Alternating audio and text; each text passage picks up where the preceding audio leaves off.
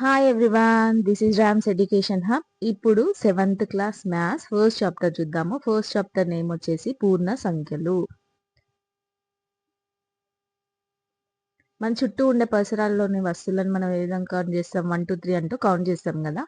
అట్లా లెక్కించడానికి ఉపయోగించే సంఖ్యలను లెక్కించే సంఖ్యలు లేదా సహజ సంఖ్యలు అంటారు. దాన్ని capital N, natural numbers, capital N తోని ఇండికేట్ చేస్తాము. అవి 1 దగ్గర నుండి స్టార్ట్ అవుతాయి. కనిష్ట సాధ్య సంఖ్య ఏది? ఇందులో కనిష్టం ఏది? 1. 100, 10,000 మధ్య ఏవైనా 5 సహజ సంఖ్యలను తెలపండి. రాయండి. ఇది సహజ సంఖ్యల వరుసలో చివరి సంఖ్యను చెప్పగలరా? ఈ నేచురల్ నెంబర్స్ లో లాస్ట్ డిజిట్ ని మనం చెప్పగలుగుతామా? చెప్పలేము కదా. నో. ఏవైనా 2 వరుస సహజ సంఖ్యల మధ్య భేదం ఎంత? ఇవి రెండింటి మధ్య డిఫరెన్స్ ఎంత? 1. ఇవి రెండింటి మధ్య డిఫరెన్స్ కూడా 1. నెక్స్ట్ 3, 4 మధ్య డిఫరెన్స్ కూడా 1. సో ఏవైనా 2 వరుస సహజ సంఖ్యల మధ్య భేదం ఎంత ఉంటుంది? 1 ఉంటుంది. నెక్స్ట్ సహజ సంఖ్యల సముదాయానికి 0ను చేరిస్తే మనకు కొత్తగా వచ్చే సంఖ్యల సముదాయాన్ని ఏమంటారు? పూర్ణాంకాలు అని అంటారు. వాటిని W అనే లెటర్ తోని ఇండికేట్ చేస్తారు. న్యాచురల్ నెంబర్స్ ఏమో 1 నుంచి స్టార్ట్ అవుతాయి. హోల్ నెంబర్స్ పూర్ణాంకాలేమో 0 దగ్గర నుంచి స్టార్ట్ అవుతాయి. అంటే సహజ సంఖ్యల సమితికి 0ని కలిపితే ఏమొస్తుంది? పూర్ణాంకాలు వస్తాయి. మరి పూర్ణాంకాలకి రుణ సంఖ్యలను కలిపినప్పుడు పూర్ణ సంఖ్యల సమితి వస్తుంది. -1, -2, 0, 1, 2, 3 ఈ విధంగా కలిపితే అప్పుడు ఏ సమితి వస్తుంది? పూర్ణ సంఖ్యల సమితి అనేది వస్తుంది.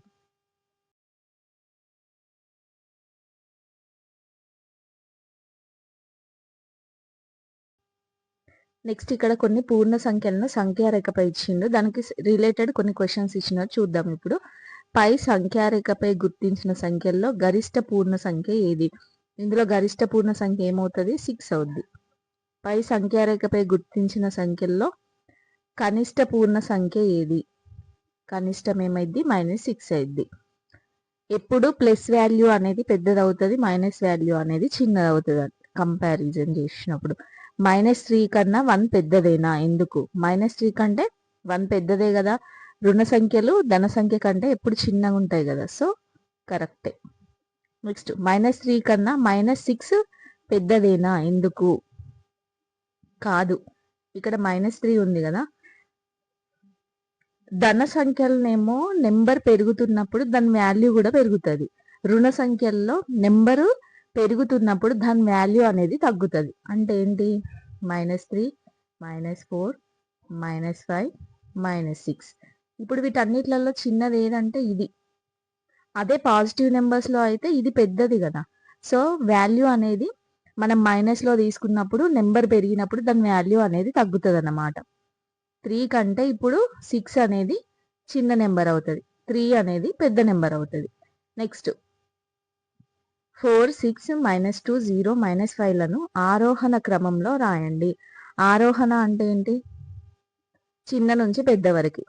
సో ఇచ్చిన దానిలో చిన్నది ఏమవుద్ది? -5, -2, 0, 4, 6 ఆరోహణ క్రమం అవుతుంది. అవరోహణ అంటే పెద్ద నెంబర్ నుంచి చిన్న నెంబర్కి. నెక్స్ట్ 0,1 మరియు 0,-1ల మధ్య భేదం ఎంతనో సంఖ్యారేఖను ఉపయోగించి పోల్చండి. 0కి 1కి మధ్యలో డిఫరెన్స్ ఎంత? 1. మరి 0కి -1కి మధ్య డిఫరెన్స్ ఎంత?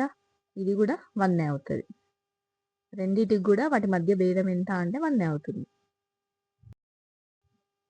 ఎక్సర్సైజ్ 1.1 చూద్దాము. క్రింద సంఖ్యారేఖపై 0 చుట్టబడిన సంఖ్యల్లో పెద్ద చిన్న సంఖ్యలను రాయండి. ఇక్కడ 2కి ఉంది, -3కి ఉంది. ఇందులో పెద్దదేమో 2 అవుతుంది, చిన్నదేమో -3 అవుతుంది. నెక్స్ట్ వన్, క్రింద ఇచ్చిన పూర్ణ సంఖ్యల జతల మధ్య గల అన్ని పూర్ణ సంఖ్యలను రాసి వాటిలో కనిష్ట గరిష్ట సంఖ్యలను తెలపండి. సెకండ్ వన్ చూద్దాం. 3, -2 ఉంది కదా. సో 3, 2, 1, 0, -1, -2. వీటి మధ్యలో ఏమేమి ఉన్నాయి? ఇవి ఉన్నాయి కదా, 2, 1, 0, -1 ఉన్నాయి కదా. సో వీటి మధ్యలో ఉన్న వాటిలలో కనిష్టం ఏమవుతుంది? చిన్నది -1 అవుతుంది.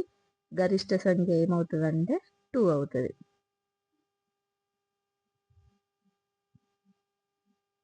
నెక్స్ట్ వన్, క్రింది పూర్ణ సంఖ్యలను ఆరోహణ క్రమంలో రాయండి. ఆరోహణ అంటే ఏంటి? చిన్న సంఖ్య నుంచి పెద్ద సంఖ్య వరకు. చూద్దాం. First one 5 -5 2 1 8. ఇందులో చిన్నదేంటి? -5. తర్వాత ఏమొస్తుంది? 1, తర్వాత 2, తర్వాత 8. రిమైనింగ్ మీరు రాసుకోండి. నెక్స్ట్ వన్, క్రింది పూర్ణ సంఖ్యలను అవరోహణ క్రమంలో రాయండి. అంటే పెద్ద నుండి చిన్న వరకు.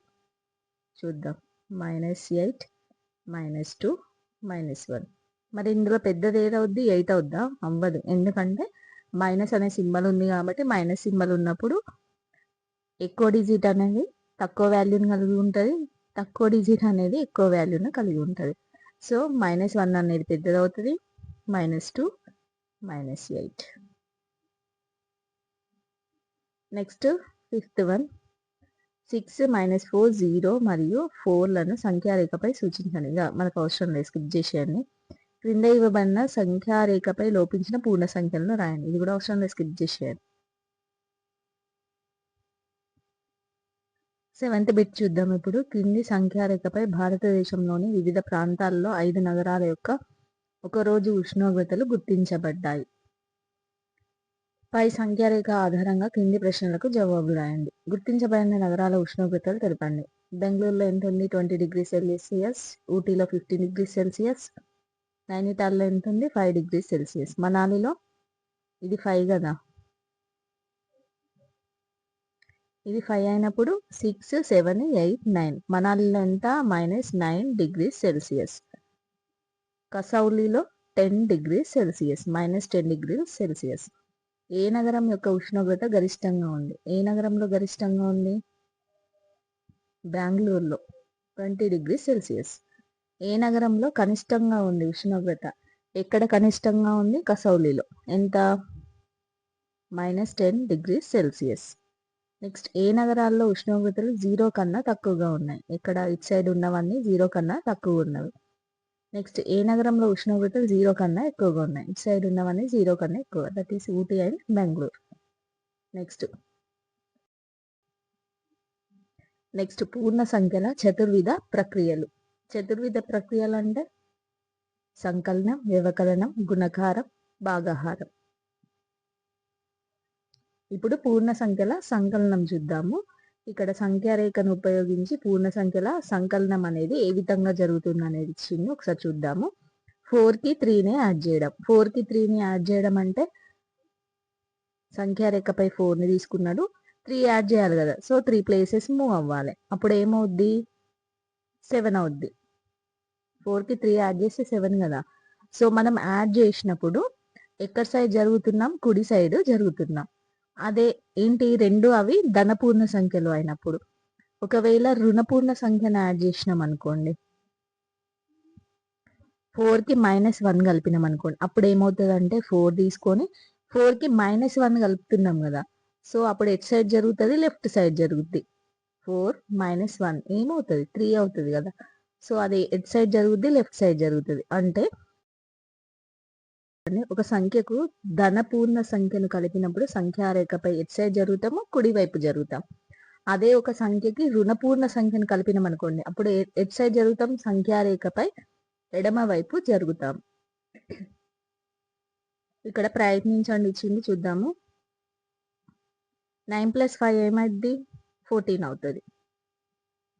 ఈ అడిషన్స్ అన్ని ఓకే. ఇక్కడ మైనస్ ఉన్నాయి కదా, చూద్దాం. 9 - 1 ఏమైంది? 8 అయింది.